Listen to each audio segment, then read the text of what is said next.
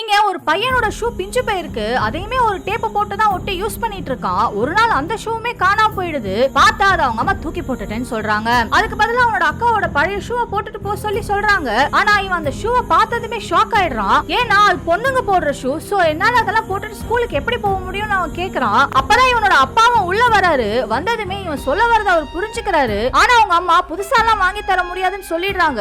கூடவே இவனோட அக்காவும் அவங்க அம்மாக்கு தான் சப்போர்ட் பண்ணிட்டு இருக்கா. இவனுக்கு இப்ப என்ன சொல்றதுன்னே புரியாம அவங்க ஃபேமிலியை புரிஞ்சுக்க மாட்டேங்கிறாங்க. ரொம்ப வருத்தப்பட்டு இருக்கான். ஆனா இவன் வருத்தப்படுறது தெரிஞ்சதுமே இவனோட அப்பா புதுசா நான் வாங்கி தரேன்னு சொல்றாரு. உடனே இவங்க அம்மா ஒரு ஓரமா கூட்டிட்டு போய் இந்த மாசம் நம்ம கிட்ட எக்ஸ்ட்ரா காசு இல்ல, அவங்க கிட்ட சொல்லி புரிய வைங்கன்னு சொல்லிட்டு போயிடுறாங்க. பார்த்தா இப்ப அவங்க அப்பாவுமே வந்து இவனை அட்ஜஸ்ட் பண்ணிக்க சொல்லி சமாதானப்படுத்திட்டு போறாரு. இவனுக்கு இவங்க ஃபேமிலி கஷ்டம் புரிஞ்சாலுமே பிங்க் கலர்ல ஷூவை போட்டு போக பிடிக்காம மார்க்கரை வச்சு கலர் அடிச்சிட்டு இருக்கான். ஆனா அந்த ஷூவை போட்டுட்டு அவன் ஸ்கூலுக்கு வந்தா இவன் நினைச்ச மாதிரியே கூட இருக்க பசங்க எல்லாம் அவனை கிண்டல் பண்ண ஆரம்பிச்சிடறாங்க.